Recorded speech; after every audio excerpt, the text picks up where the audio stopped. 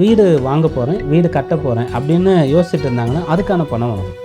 நான் ஒரு கார் வாங்க போகிறேன்னு நினச்சா அதுக்கான பணம் வரும். அப்போ ஒரு தேவை இருக்குது அப்படின்னு சொன்னால் அதுக்கான பணம் வந்துடும். அல்லது ஒரு தேவையை கடன் வாங்கி பூர்த்தி பண்ணிட்டேன் அப்படின்னு சொன்னால் அதுக்கான பணம் வந்துடும். இப்படி எதுவுமே இல்லை, சேர்த்து வைக்கிறதுக்காக பணம் வேணும்னா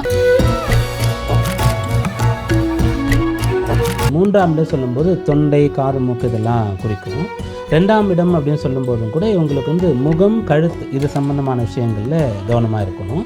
அப்புறம் 4ஆம் இடத்திற்கு அவர் வர்றதுனால ஏதோ ஒரு டிஸ்டர்பன்ஸ் அப்பப்போ இருந்துட்டு தான் இருக்கும். ரொம்ப பர்ஃபெக்டாக நல்ல ஆரோக்கியமாக இருக்கிறேன்னு உங்களால் காலையில் எந்திரிச்சு கோயிலுக்கு போகிற ஒருத்தர் ரொம்ப சுறுசுறுப்பாக உற்சாகமாக அந்த வழிபாடெல்லாம் செய்வார், பார்க்கும்போதே தெரியும். மாலை நேரத்தில் கோயிலுக்கு போகிறவர் கொஞ்சம் டல்லாக தான் இருப்பார், அது பார்க்கும்போதே நமக்கு தெரியும். அது கோவிலாக இருந்தாலும் கூட அந்த நேர வித்தியாசத்தில் அது மாற்றம் நிகழும். அதனால் சூரிய உதயத்துக்கு முன்னாடி வெளியூரில் போய் வேலை பார்க்க போகிறேன், நிறைய ட்ராவல் பண்ண போகிறேன், அலைச்சல் ஜாஸ்தியாக இருக்குன்னா ஓகே. இது கஷ்டமாக இருக்குது, அதனால் நான் கொஞ்சம் ஈஸியான ஒரு ஆப்ஷன் எடுத்துக்கிறேன், அது போகவே கூடாது, போனால் நான் இங்கேயே இருந்திருக்கலாம் அப்படின்ற மாதிரி தான் அவங்களுக்கு பின்னாடி கஷ்டம்.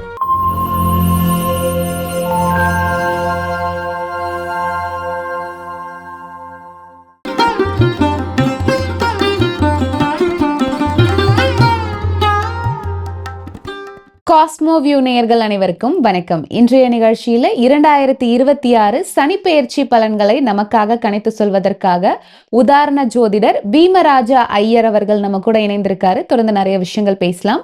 வணக்கம் சார். வணக்கம். தனுசு ராசியை பொறுத்த வரைக்கும் இந்த 2026 சனிப்பெயர்ச்சி என்ன மாதிரியான மாற்றங்களை எல்லாம் கொடுக்க போகுது சார்?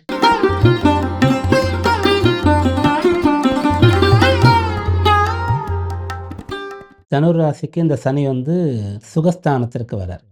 இது அர்த்தாஷ்டம சனி அப்படின்னு நம்ம சொல்லுவோம். 4ஆம் இடத்திற்கு வரார். அப்போது இந்த 4ஆம் இடம் சுகஸ்தானம்ன்றது வந்துடுச்சு. அப்போ இவங்க சுகமாக இருக்கக்கூடாது, அது ஒன்று தான். இப்போ பலன்களை சொல்லும் போதே நான் சுகமாக இருக்கணும், சந்தோஷமாக இருக்கணும், அதுக்காக தான் கேட்பாங்க. எடுக்கும்போதே நீ சுகமாக இருக்கக்கூடாதுன்னு சொல்லிட்டோம்னா அது அவங்களுக்கு கஷ்டப்பட வேண்டிய அவசியமே கிடையாது. நம்ம சிம்ம ராசிக்கு சொன்னோம், எதுவாக இருந்தாலும் ஓப்பனாக உடச்சி சொல்லலாம், அவங்களுக்கு தைரியம் இருக்கும். தனுர் ராசிக்காரங்க கிட்ட புரிஞ்சுக்கிற தன்மை இருக்கும், அதனால் அவங்களுக்கு டைரெக்டாகவே சொல்லலாம்.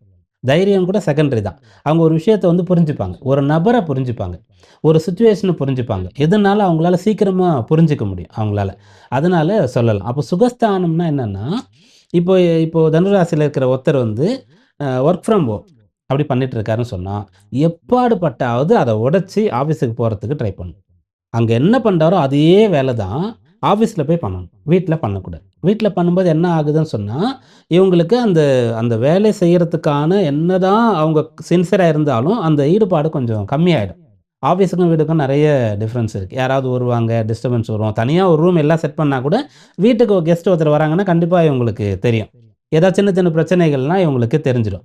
அல்லது வேறு ஒரு விஷயம், இப்போ எலெக்ஷன் ரிசல்ட் வந்துட்டுருக்குன்னு சொன்னால் வீட்டிலேருந்து வேலை பார்த்துட்டு இருக்காருன்னா கண்டிப்பாக அதில் கவனம் போகும். ஒரு ஐபிஎல் மேட்ச் நடக்குது, ஒரு வேர்ல்டு கப் மேட்ச் நடக்குதுன்னா கண்டிப்பாக கவனம் போகும். அப்போது அது டிஸ்ட்ராக்ஷன் ஜாஸ்தி இருக்குது. அதை தவிர்க்கிறதுக்கு இவங்க ஆஃபீஸுக்கு போயிடணும். 2வது, மற்றவங்க வேலை பார்க்குறதுக்கு நிறைய பேர் இருந்தால் கூட இவங்க வேலைகளை இவங்களே கொஞ்சம் எடுத்து போட்டு செய்யணும். ரொம்ப சுகமாக இருக்கக்கூடிய ஒரு விஷயத்த கொஞ்சம் தியாகம் பண்ணிட்டாங்கன்னா சூப்பராக இருப்பாங்க. இவங்க எந்த அளவிற்கு ஒரு கமிட்மெண்ட்டை ஏற்படுத்திக்கிறாங்களோ அவ்வளோ நல்லது. ஓகே. பண வரவை பொறுத்த வரைக்கும் இந்த வருடம் எப்படி இருக்கும்? பணப்புழக்கத்தை நல்லா செலவு பண்ணலாமா, இல்லை சிக்கனமாக பார்த்து தான் செலவு பண்ணணுமா? பண வரவு நேரடியாக பணமாக இவங்களுக்கு வர்றது கொஞ்சம் குறைவாக தான் இருக்கும். கடன் வாங்கியிருக்காங்கன்னா அடைக்கிறதுக்கு பணம் வந்துடும். 2வது, நான் வீடு வாங்க போகிறேன், வீடு கட்ட போகிறேன் அப்படின்னு யோசிச்சுட்டு இருந்தாங்கன்னா அதுக்கான பணம் வந்துடும். நான் ஒரு கார் வாங்க போகிறேன்னு நினச்சா அதுக்கான பணம் வந்துடும். அப்போ ஒரு தேவை இருக்குது அப்படின்னு சொன்னால் அதுக்கான பணம் வந்துடும். அல்லது ஒரு தேவையை கடன் வாங்கி பூர்த்தி பண்ணிட்டேன் அப்படின்னு சொன்னால் அதுக்கான பணம் வந்துடும். இப்படி எதுவுமே இல்லை, சேர்த்து வைக்கிறதுக்காக பணம் வேணும்னா வராது. ஸோ அன்றாட செலவுக்கு அதுக்கெல்லாம் எந்த பிரச்சனையும் இருக்காதுல்ல சார்? பிரச்சனையே கிடையாது, தாராளமாக அதுக்கெல்லாம் இவங்களுக்கு தேவைக்கு அதிகமாகவே இருக்கும். ஓகே. ஸோ மாணவர்களை பொறுத்த வரைக்கும் இந்த வருடம் எப்படி இருக்கும்? என்ன மாதிரியான முடிவுகள் அடுத்த கட்டமாக எடுக்கலாம்? இப்போ நிறைய பேர் வெளி ஊர்களில் போய் படிக்கணும் அப்படின்ற மாதிரிலாம் ஆசைப்படுவாங்க. ரிசல்ட் வர டைம் இது. ஸோ என்ன மாதிரியான பலன்கள் மாணவர்களுக்கு இருக்கும்? மாணவர்கள் படிப்பு சம்பந்தமான முடிவை ரொம்ப டீட்டெயிலாக ஆராய்ச்சி பண்ணி நிறைய பேசி டிஸ்கஸ் பண்ணி அப்புறம் தான் எடுக்கணும். இன்னும் 4ஆம் இடத்துல சனி இல்லைனா கேது இது வரக்கூடிய காலத்தில் நிறைய பேர் டிஸ்கண்டினியூ பண்ணுவாங்க. படிப்பை விட்டுருவாங்க. ஆனால் விட வேண்டிய அவசியமே இருக்காது. அவங்களாம் வந்து இன்னும் அவ்வளோ படிக்கலாம். படிப்பு வரும் அவங்களுக்கு. நல்லா படிக்கிற பிள்ளைகளா இருப்பாங்க. ஆனால் ஒண்ணு குடும்ப சூழல் காரணமா நான் வேலைக்கு போறேன்னு சொல்லி படிப்பை விடுவாங்க. இல்லன்னு சொன்னா, ஏதோ ஒரு பிசினஸ்ல, வேற ஒரு விளையாட்டுல, ஏதோ ஒண்ணுல இருக்கக்கூடிய ஆர்வத்தின் காரணமா வந்து படிப்பை விட்டுட்டு போயிடுவாங்க. அத வந்து இப்போ பண்ணவே கூடாது. அந்த மாரி படிப்பு தடையாகறதுக்கான ஒரு காலம் தான் இது. அப்போ அது வந்து நடக்காத அளவிற்கு இவங்க நல்ல ஆர்வமா இருந்து, நான் இத படிச்சு தான் தீருவேன் அப்படின்ற முடிவோட இருந்தாங்கன்னா, அப்படி ஸ்டார்ட் பண்ணிட்டாங்கன்னா கம்ப்ளீட் பண்ணிடலாம். ஓகே. உடல் நலம் சார்ந்து என்ன மாரியான உபாதைகள் வரதுக்கான வாய்ப்பு இருக்கு? எதுலலாம் அவங்க கவனமா இருக்கணும் சார்? தனுராசி பொறுத்தவரைக்கும் இஎன்டி அதில கவனமா இருக்கணும். அந்த 2, 3ஆம் இடத்திற்கு சனி அதிபதியா வருவாரு. அப்ப இந்த 3ஆம் இடம் சொல்லும்போது தொண்டை, காது, மூக்கு இதெல்லாம் குறிக்கும். 2ஆம் இடம் அப்படின்னு சொல்லும்போதும் கூட இவங்களுக்கு வந்து முகம், கழுத்து இது சம்பந்தமான விஷயங்கள்ல கவனமா இருக்கணும். அப்புறம் 4ஆம் இடத்திற்கு அவர் வர்றதுனால, ஏதோ ஒரு டிஸ்டர்பன்ஸ் அப்பப்போ இருந்துட்டு தான் இருக்கும். ரொம்ப பெர்ஃபெக்ட்டா நல்ல ஆரோக்கியமா இருக்கிறேன்னு உங்களால சொல்ல முடியாது. ஒரு டிஸ்கம்ஃபர்ட் இருந்துட்டு தான் இருக்கும். காலைல எந்திரிக்கும்போது கொஞ்சம் டயர்டா இருக்கிற மாரி தான் இருக்கும். நைட்டு படுத்த உடனே தூக்கம் வராத மாதிரி இருக்கும். எப்பனாலும் டாக்டர்ட்ட போறதுக்கு ரெடியா இருப்பாங்க. பெருசா பிரச்சனையே இருக்காது. ஆனா, வேற ஒருத்தர் டாக்டர்ட்ட போறாங்கன்னா, நம்மளும் காமிச்சுக்கலாமா? இத கேட்டுடலாமா? அப்படின்ற ஒரு எண்ணம் அவங்களுக்கு இருந்துகிட்டே தான் இருக்கும். ஏன்னா 4ஆம் இடமான சுகஸ்தானத்தில தான் சனி இருக்கு.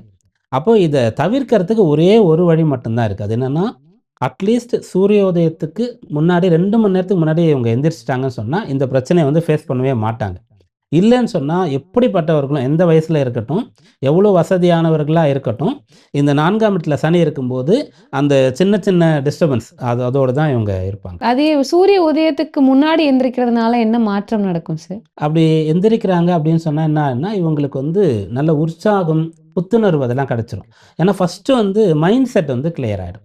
எப்பல்லாம் சூரிய உதயத்துக்கு முன்னாடி நம்ம இப்போ தீபாவளி அன்னைக்கு பார்த்தீங்கன்னா, எல்லாருமே ரொம்ப ஜாலியா, சந்தோஷமா இருப்பாங்க. ரொம்ப சீக்கிரமா எழுந்து கங்கா ஸ்நானம் பண்றது அப்படின்ட்டு.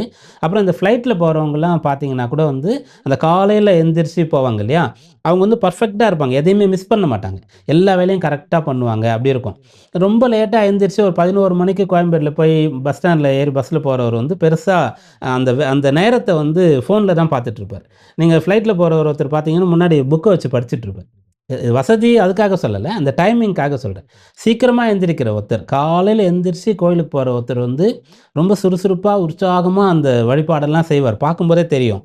மாலை நேரத்தில கோயிலுக்கு போறவர் வந்து கொஞ்சம் டல்லா தான் இருப்பார். அது பார்க்கும்போதே நமக்கு தெரியும். அது கோவிலா இருந்தாலும் கூட அந்த நேர வித்தியாசத்தில அது மாற்றம் நிகழும். அதனால சூரிய உதயத்துக்கு முன்னாடி மனது, உடம்பு 2த்துக்குமே பலம் கிடைக்கும். ஓகே. திருமணம் சார்ந்த முடிவுகள் இந்த காலகட்டத்தில எடுக்கலாமா? குறிப்பா 2வது திருமணத்துக்காக காத்திருக்கிறவங்களுக்கு இந்த வருடம் வந்து கைகூடுறதுக்கான வாய்ப்புகள் இருக்கா சார்? திருமண விஷயங்கள் வந்து தனுராசியில இருக்கக்கூடியவங்க தாராளமா செய்து கொள்ளலாம். நான் எல்லா ராசிக்குமே சொல்லுவேன். இந்த சனி பயிற்சி அப்போ யாராவது பண்ணக்கூடாதான்னு கேட்டா, அப்படி கிடையவே கிடையாது.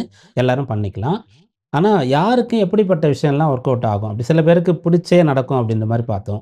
சில பேர் வந்து அவங்க டிசைட் பண்ணவே கூடாது அப்படின்ற மாரி பார்த்தோம். அது மாரி தனுராசியில இருக்கக்கூடியவங்க திருமணத்த வந்து இப்போ கல்யாணம் முடிச்ச உடனேயே நான் வெளிநாடு போறதுக்கான ஒரு சான்ஸ் வரதுக்கு இப்போ இருக்கு. அதனால நான் இப்ப பண்ணிக்கல அப்படின்ற முடிவே எடுக்கக்கூடாது. ஏன்னா, இவங்க இப்போ கல்யாணம் பண்ணிக்கிட்டாங்கன்னா வந்து, அப்பப்போ கொஞ்சம் பிரிஞ்சு தான் இருப்பாங்க.